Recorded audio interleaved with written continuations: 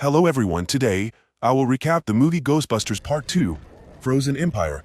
Do you see this guy? He is the successor of the legendary fire god, but he has to fight the evil god Garaka himself, who has the ability to freeze the world. However, his fighting style is quite awkward. Can he fight this evil ice god? Let's join me and recap the movie today. The film begins with Phoebe's ghost hunting family, a ghost hunting team famous for their extremely effective ghost hunting abilities.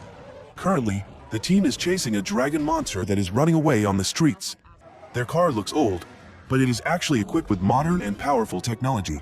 The monsters they encounter can only run away in panic. Phoebe opens the car door and reaches out, holding a specially made gun that can shoot photon rays, a powerful energy that can suppress demons. Despite being shot, the ghost dragon continued to fight back fiercely. Fortunately, the driver swerved and dodged, allowing them to catch up with the dragon. However, several buildings along the way were damaged. Trevor also wanted to prove his ability, so he released a toy car to chase the monster. After locking on the target, Trevor pressed the photon net button to capture the ghost dragon, but it evaded by flying straight into the sky. Now it was Phoebe's mother's turn. She put on her virtual reality goggles and piloted the drone to chase the ghost dragon. Just as she threw the net to catch the dragon, timing it right to suck the ghost dragon into the net, Uncle Callie, who was driving, got so excited about catching ghosts that he lost focus. As a result, Phoebe almost crashed into other cars on the road.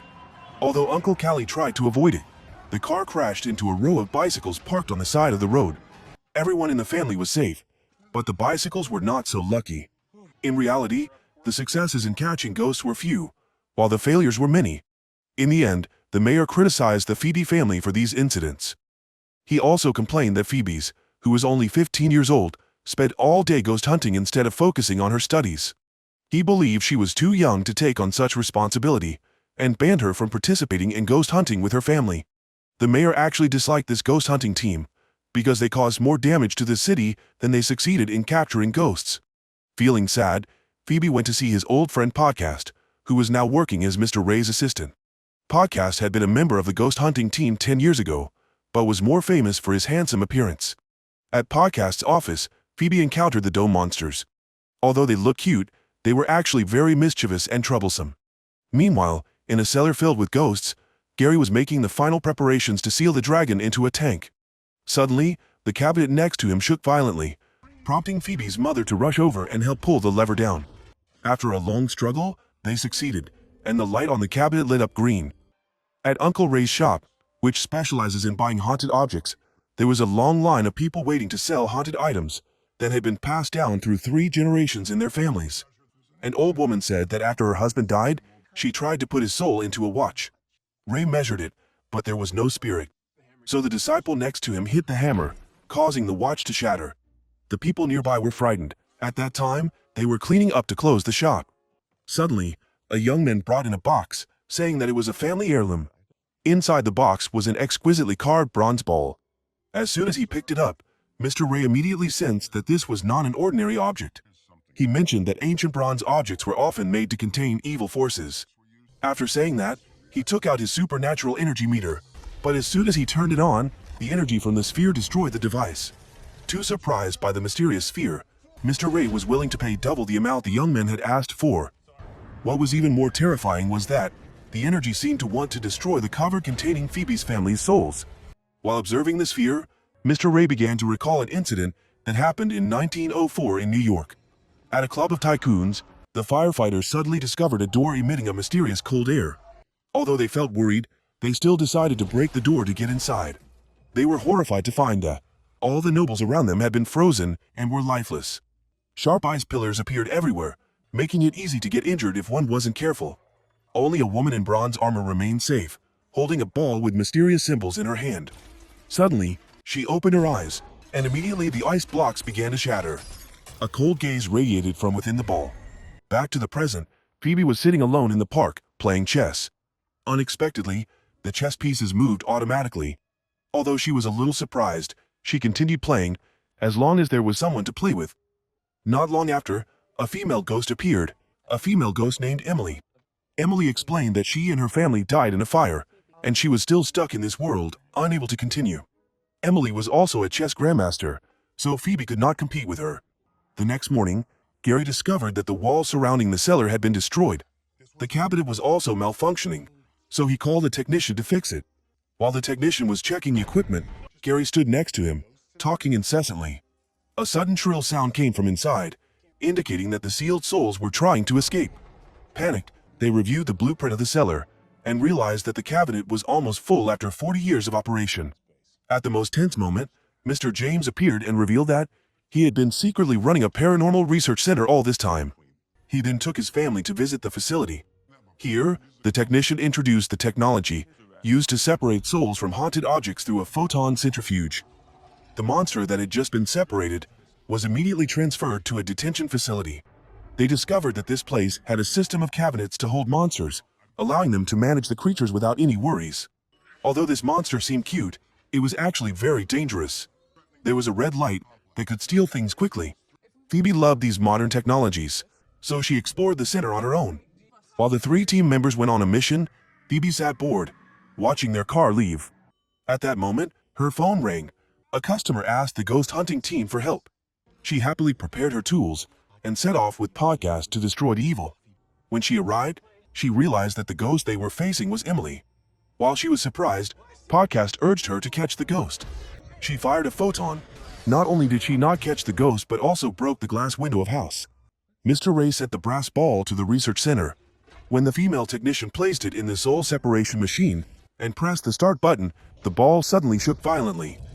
It seemed that an entity was trying to escape. At that moment, the power system of the center was abruptly cut off. When the photon wall was disabled, a cunning ghost escaped from prison. Worried about the danger posed by the entity in the ball, the technician hurriedly pulled the ball out of the cage, but unexpectedly, his hand was frozen. Panicking, he threw the object on the ground. Just then, Phoebe had just returned to put away her things when Emily suddenly appeared at the window. The two chatted intimately. Phoebe gradually felt closer to Emily and took her to visit the cellar containing imprisoned souls. A while later, the whole family returned, and Emily hurriedly left. Meanwhile, at the research center, the power has been restored. However, that short period of time is enough for the orb to radiate dark energy. It contacts Emily and whispers something, before continuing its search for the ghost-filled cellar in Phoebe's house. The next morning, Trevor goes upstairs to check the attic for leaks and finds a hungry ghost there. The ghost walks past him, leaving a dirty mess behind. Furious, Trevor decides to get revenge and leave some food to lure the ghost out so he can catch it. However, this ghost was smarter than he had anticipated. At a crucial moment, when the house shook, the ghost seized the opportunity to escape. When everyone went down to the basement to investigate, they found signs of freezing in the storage cabinet, and the surrounding wall was damaged.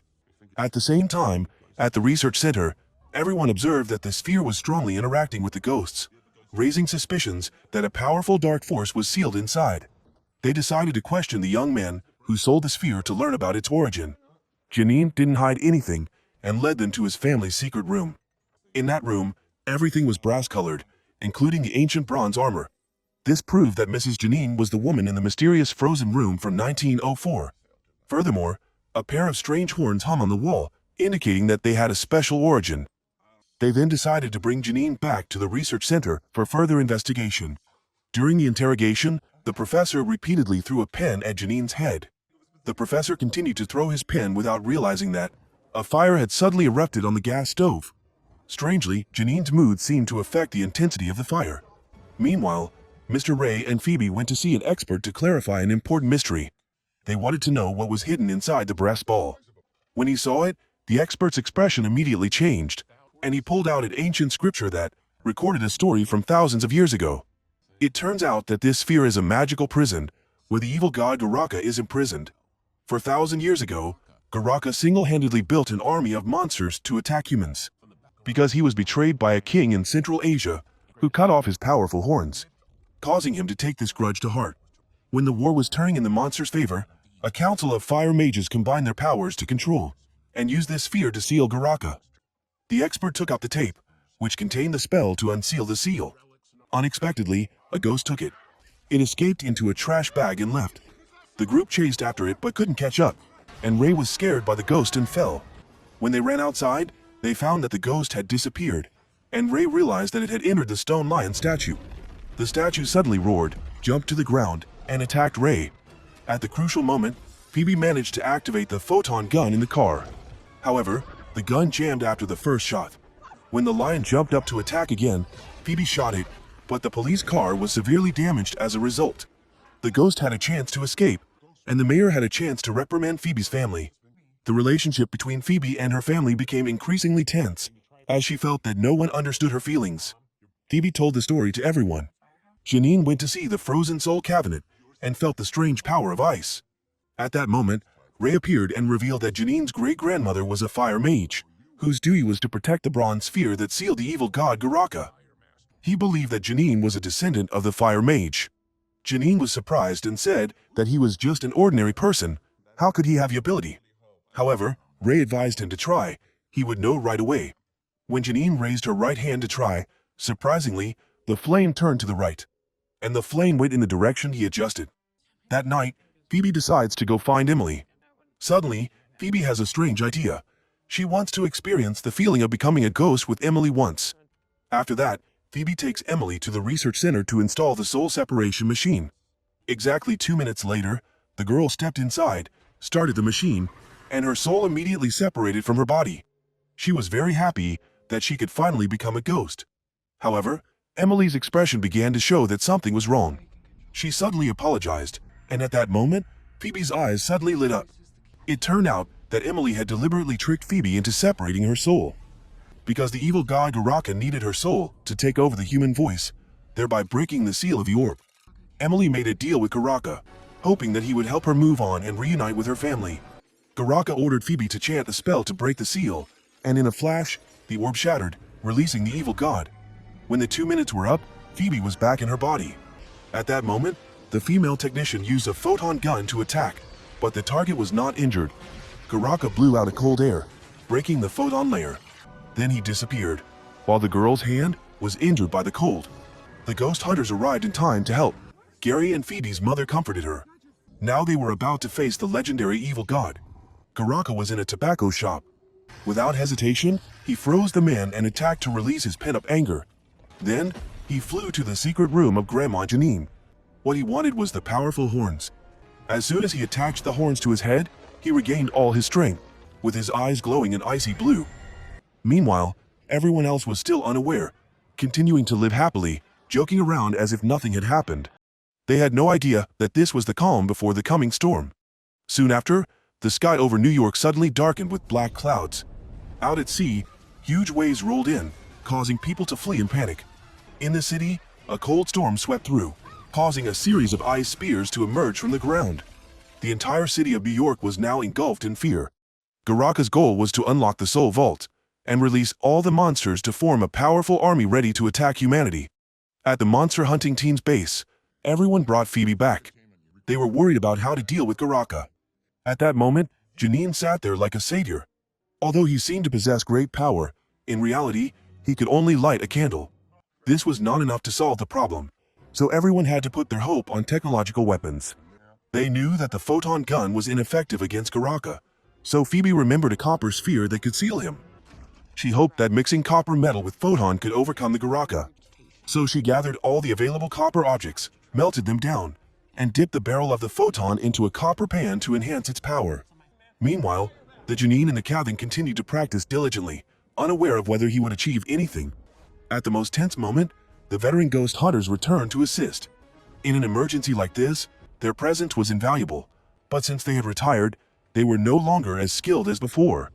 A monster controlling objects caused them trouble when it entered a car and rushed straight toward them, causing the elders to panic and flee. Then, the monster switched to controlling a photon gun, aiming it directly at the Trevor. Although he thought he couldn't escape this dangerous situation, thanks to the Janine, the photon wave was stopped just in time. Podcast smashes the machine. The monster jumps into a pizza, was about to run away, but was eaten by the greedy green monster. Meanwhile, in the basement, Phoebe confronts Emily. Emily is showing remorse for her actions. At the same time, Garaka has arrived in front of the ghost hunting headquarters. He walks slowly, and everything he passes by turns to ice under his power.